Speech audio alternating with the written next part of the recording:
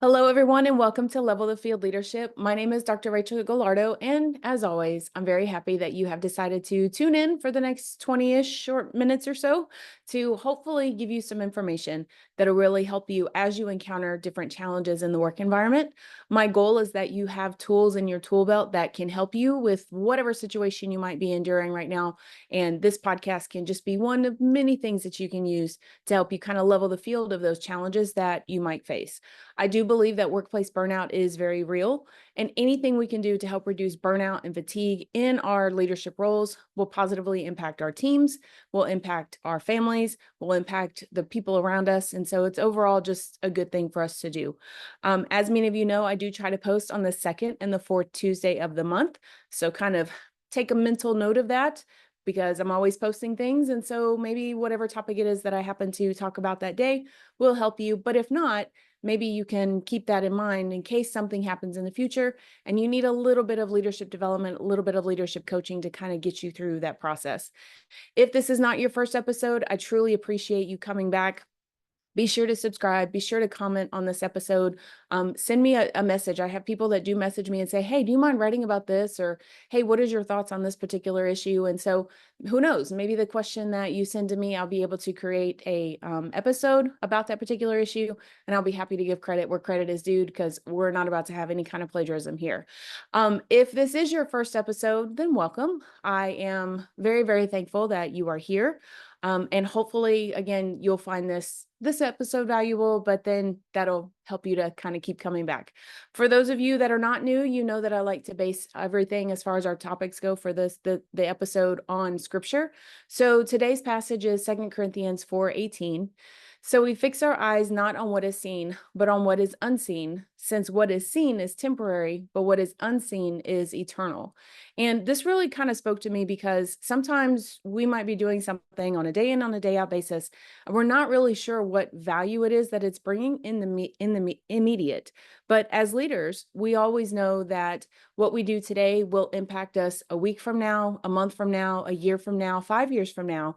And so it's important to find that motivation to keep going and to focus on the fact that, well, this may not benefit me today, but I know long term it's going to help. Those little habits that we do every single day will ultimately have a big impact. Having one glass of water today might benefit you a little bit today, but if you do that water consistently every single day, you're going to see long-term health benefits. So that's what I really want for us to focus on. We're really trying to play the long game, but to do that, we have to have motivation, right? And I hear all the time that sometimes people are just, they're not motivated. They're like, Rachel, I don't have the motivation to keep going. I don't have the energy. I just really don't want to do this thing. And I get it. I'm actually in that situation right now. One of them is more professional in nature and one of them is more personal in nature. And I'll talk a little bit about both, but I'm also going to give you two theories that I want for you to think about. One is going to be focused more on intrinsic motivation, and one is going to be more extrinsic motivation. And then by the end of this episode, I'm hoping that you can figure out what is causing you to kind of stay behind and to just keep sitting on that precipice of actually starting the thing, whatever it might be. And then you can decide what you're going to do and how you're going to pursue this going forward. So, like I said, I have got a couple of things that I've been sitting on. One of them is it's one of those where I've set a firm deadline for myself because I just want to get it off my plate. It's to getting together a proposal. It's for a literary agent. And so I've set a personal deadline of September the 30th. Like I want to have this overdone, submitted to her by the 30th. So that way I don't have to worry about it. And then the other one is just our guest bedroom closet needs to be cleaned out. And I had every intention of doing it over the summer. And here it is. If you're listening to this in real time, it is September.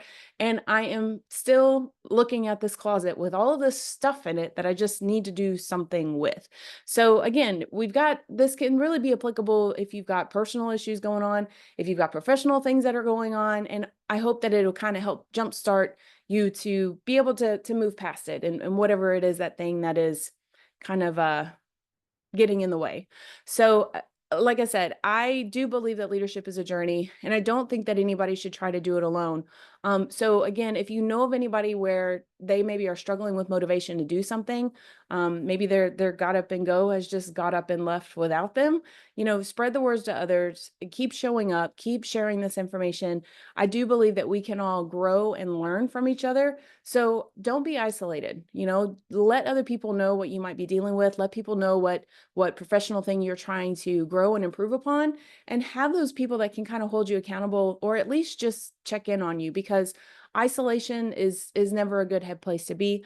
And I want for everybody to thrive as much as possible. So going back to the topic in hand, like I said, one is a proposal that I need to get done. The other is a closet that I need to clean out in our house. I've wanted to clean it out for a couple months, still haven't done it.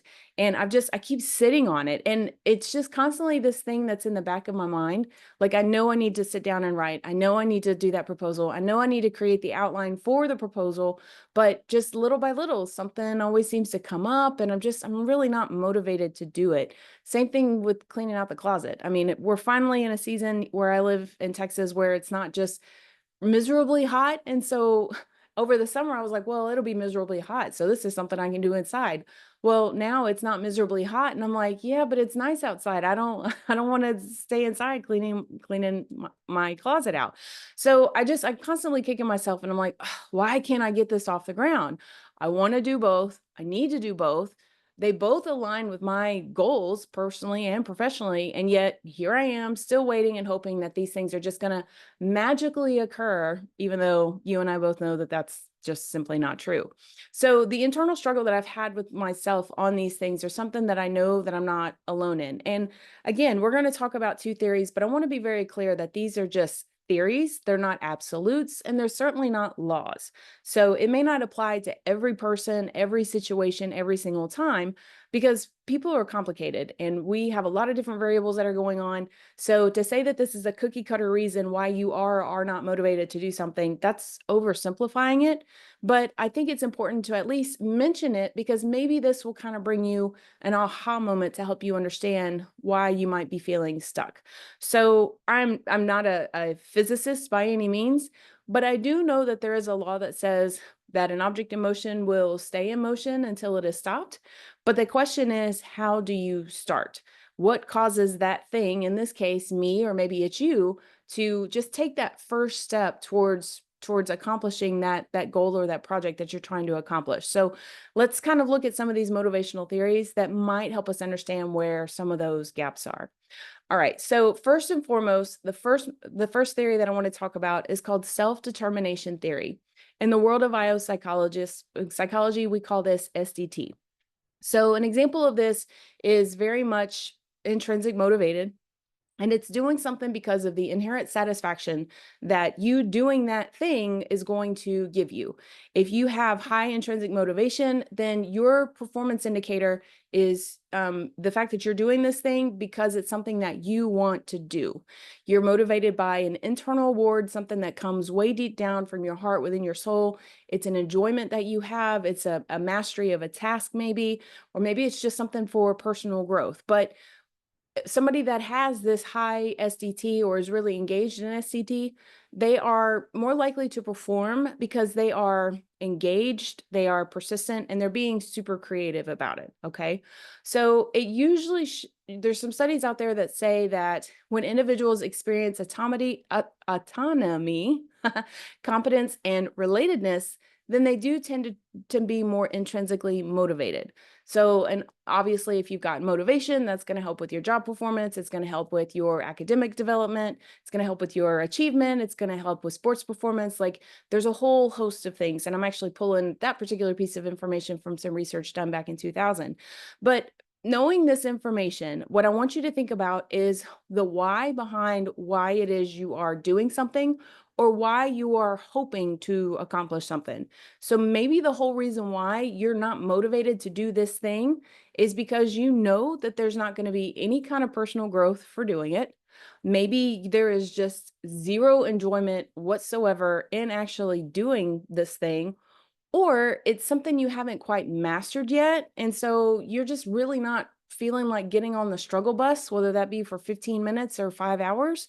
And you just don't want to have to face it. Like, I know that cleaning out this closet is just going to be taxing, and there's just going to be so much stuff, and I'm gonna have to make so many decisions on what we keep, what we throw away, what gets donated, and it's going to be for me, for that situation, it's kind of a struggle bus, and I'm not really motivated to be on the struggle bus, especially when it's a weekend, it's a nice day outside, and there's so many other things that I could be doing to enjoy my time. For the proposal that I need to work on, it's also going to be a struggle bus. I mean, for those of you that are writers, I mean, bravo, because writing is not an easy skill. There's grammar to think about, there's research to think about, there's sentence structure, am I conveying the message that I really and truly am trying to convey? And so there's a lot of things that really go into writing, and I just don't feel like it, but I really have to remind myself that doing both of these two things fall in line with my own goals. So putting that proposal together, sending it off to a literary agent is going to fall in line with my goals that I have for hoping to publish a book and to promote a book and to be able to do speaking engagements and things like that. And then cleaning out this closet in our house, I'm a minimalist typically by nature. I mean, I have more than just a chair and a table in one room. Obviously, you can see what's going on around me, but I know there's just a lot of clutter in there, and I think it's more about a clutter component and just stuff kind of shoved into corners that I just need to get rid of. And so I know that cleaning that closet out will make me feel better, because it'll kind of be like a burden lifted. But again, it's going to be a struggle in the moment. So we've got to get to a point where we try not to focus too much on the struggle that's going to happen in the moment, but we focus long term on what that struggle is going to do for us once we get on the other side of it. You know, going up a mountain, if you're hiking, is not necessarily the most enjoying part, but once you get to the top of the mountain, once you can see the view, it's like, the struggle was worth it, right? Football season's just started. All of these teams, all of these players, they're really out there struggling, and they're going to the locker room, they're watching film, they're doing all of these things, and it really and truly is a struggle. But for those that have been on that receiving end of getting a Super Bowl championship, I mean, it's totally worth it, right? And so we got to get to a point where we realize, like, look, the immediate is not something we should be focused on. We really and truly need to look long term, and using those ideas behind self-determination theory, really looking at what is it that this thing that I want to accomplish, what is it going to do for me long term? How is it going to help me grow? How's it going to help me to succeed? How's it going to ultimately give me enjoyment? Because once I clean out that closet, I'm going to have tremendous enjoyment being able to look and like, oh, yes, I got all this stuff out of the house. This is great. But it's getting past those initial feelings of struggle and just kind of a barrier that comes up mentally to help me get off of the platform and like just open the doors and start taking stuff out of the closet. And then I can make decisions from there. Also, too, we have to realize that not everything needs to necessarily be done on one day. So even if you only spend 15 or 20 minutes working on that thing, if you do 15 to 20, let's just say you do 20 minutes, by the end of a work week, you have done 100 minutes. And that's what, an hour and a half worth of work? Well, it's certainly better to do an hour and a half of working towards a goal a week than to not do anything at all, right? Because by the end of the month, you're up to what, 6 hours that you've spent on that particular item. And most things are not going to take 6 hours. So we got to eat our elephant one bite at a time and look at things long term. Okay. So that's self-determination theory. That's the intrinsic motivation. That's the first theory I want for you to think about. And if you need to pause this at any time to kind of stop and think about, like, how does that work for me? And then come back and hit play and keep listening, that would be a great idea. Totally get it. So the first one, self-determination theory, that's the first thing I want you to think about. The second thing I want for you to think about when you're thinking about these different projects or the certain tasks that you're trying to accomplish is I want for you to look at it from an expectancy theory or extrinsic motivation, right? So there's a theorist called Room, and he basically said that expectancy theory says individuals are motivated to perform well when they believe their efforts will lead to desired outcomes. But here's the caveat to that. Motivation is actually highest when not only do they have good performance, but they're going to get some sort of reward. So whether that be a promotion, maybe they're going to get a bonus, maybe they're going to get some sort of recognition. There's some sort of reward attached to accomplishing this particular goal. And so when we look at this from a research standpoint, this is actually from 1964, whenever this theory was actually originated. It's been applied in workplace settings. It has really shown a strong link between performance and rewards. It shows motivation increases. It shows performance increases. And there's actually been a study that shows that salespeople who believe that their efforts were directly tied to commission-based pay were more motivated to sell. Now, here's the thing whenever it comes to extrinsic motivation. It's basically saying that people are motivated if there is some sort of reward. So if you are in a leadership role, if you're in a position where you can give some sort of reward or bonus or, gift card or coffee, free coffee or whatever to somebody, and that person is motivated by those extrinsic rewards, then you've got a direct connection of, okay, once you accomplish this thing, I'm going to give you a half day PTO. Right? So you're giving them something to work towards. They know that they're going to be rewarded. And by the way, if you tell somebody you're going to reward them, make sure you actually reward them. Like, that's not a good look. And if you're watching this on YouTube, you can see my face right now. Like, just don't even go there with that. If you tell somebody you're going to give them something, follow through with that, right? But the reward has got to be something that they actually want. So if you tell everybody, oh, once we accomplish this certain thing, and once we meet this certain, mark on the calendar, or once we have a certain number of sales amount, everybody's going to get free seaweed. Well, okay. There might be some people that are motivated by free seaweed. Everybody else is going to look at you like, I don't, that's cool. I think I'll pass. You have done nothing for their motivation if you're giving them something that they are not interested in. Here's the other thing too. Your reward has to be sustainable, because once you establish the precedent that, okay, if you do X, I'm going to give you Y. And then at any point you fall off on rewarding those individuals, guess what? They are no longer going to be motivated. You're going to see their performance go down. You're going to see their motivation go down. Everything goes down from that point. So whatever kind of rewards program that you want to put in place, you got to make sure that it's going to be something sustainable. Now, whenever we're talking about leadership development, we need to focus on ourselves first. So we're not going to sit here and tell our team all of these things if we're not willing to do it as well. So what reward can you give yourself for completing that task or that project that you keep putting off?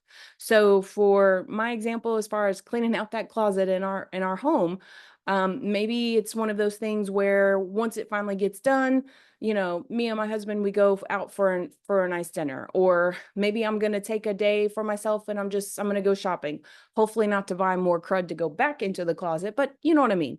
Or maybe you just take a PTO day and you decide, you know what, I'm going to go to the beach, or I'm just going to stay home and watch movies, and I'm not even going to feel guilty about it because I was able to accomplish this thing. But whatever the reward is, it's got to be specific for you or for your team. And before implementing it, you've got to make sure that it is sustainable. So I'm not going to say for every single solitary thing that I accomplish, oh, well, I'm going to take a PTO day because, well, number one, we don't have that many PTO days. But then number two, that's just not a good look. Like, a day watching movies, cool. A whole month watching movies every single day, unless you're a film critic, I'm not really sure how that's really advantageous, right? So I want you to think about that. What is it? What sort of goal, what sort of reward can you give yourself for having accomplished that particular task, for finally completing that project? My goal is to have that proposal completed by September the 30th. So how am I going to reward myself for completing the proposal? And I think that little rewards can really go a long way too. Perhaps if you're in a situation where you're really trying to accomplish something and it's going to take a long time, but you commit, like, okay, every single week, I'm going to commit to working on this for 5 hours a week. And you legitimately put in the 5 hours worth of work that week, then maybe give yourself something small over the weekend to kind of reward yourself for doing that thing. The rewards don't have to be big to be impactful. They don't have to be outlandish to be memorable. Sometimes the smallest rewards can really and truly make the biggest impact. But it's something that you've got to really figure out, okay, is this more of an extrinsic issue or is this more of an intrinsic issue? And here's the thing, even if people are extrinsically motivated, so going back to that research about the salespeople, there's a sense of accomplishment that goes into, man, I had the highest number of sales for this quarter, or we were able to lower our days to fill by 20%. There, while you might reward your team for that, there's still that personal accomplishment. And like I said, an object in motion will remain in motion. So we want to figure out ways that we can remain in motion, so that way going forward every single month we continue to build these habits and we continue to do these things that help make us successful. um, but ultimately it's to be very, very intentional about it, to really understand what it is that's causing you to have this block, figure out what you can do to motivate yourself, to motivate your team, and then implementing what is necessary. Now, the final thing that I'm going to say to wrap up our episode is that we need to talk about our emotions. All right. Now, this is not like a touchy-feely, warm, fuzzy kind of thing, but I do want to make very clear that your feelings are not reliable. You may not feel like doing something, but your emotions can be changed by simply doing the thing that you don't feel like doing. So, for example, maybe you don't feel like going to the gym. You don't feel like going for a walk. I don't feel like cleaning out the closet. But if you start doing something, science says that within 10 to 15 minutes, your feelings most of the time catch up to what your behavior is, and then your thoughts are going to change towards that item. So I may not necessarily feel like going to the gym, but after I go to the gym and I'm there for about 10 or 15 minutes and I'm doing my thing on the elliptical, all of a sudden my brain is like, okay, well, we're really doing this. Let's see if I can watch something on TV. All right, now we're feeling good. And so now I'm all in, right? You may not necessarily feel like getting out of bed, but just start with putting one foot on the ground. If you just put one foot on the ground and and then you do 2 feet and then you just sit up on the side of your bed, your brain little by little will start to come around to, okay, I need to do this. Here we go. We're going to get moving. Our emotions are sparklers. I mean, I used to love sparklers as a kid. I just thought that they were so much fun. But let's face it, whenever you light a sparkler, it's like super strong and excited. It's like, woo, for the first 30 seconds. And then all of a sudden, nothing simmers down and it goes out. I don't want you to be ruled by a sparkler. I don't want you to be ruled by your emotions. I don't want you to be ruled by what you necessarily feel like doing. In some instances, our feelings can be good, but when it comes to this monkey that's on our back, these projects that we really want to take care of, that conversation we need to have with somebody, that task we need to accomplish, man, I really need to go out there and fix that fence in our house. Don't always let your feelings get in the way. Do something small, reward yourself for that small thing, and then do the small thing over and over and over again. And eventually you'll realize what it is. You'll realize your goal. And I think that that's a beautiful thing. So I hope this information has given you a way to assess your motivation, and understand what may be preventing you from being motivated.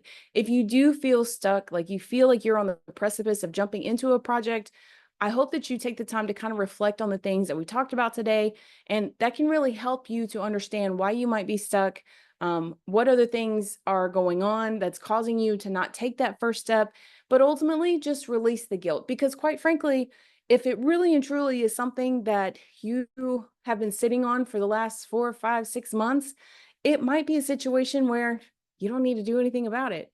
Maybe this is something where somebody else on your team should be doing it. Maybe this is something where a different department should be responsible for this. Or maybe you just simply need to look at hiring somebody else, so that way they can be super good and super motivated to do that thing that you don't want to do.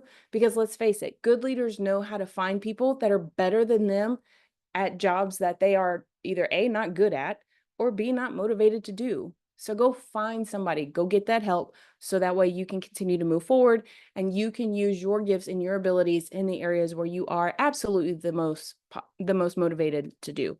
But either way, do something about this lingering task. Do it or let it go, and then have no regrets in the end.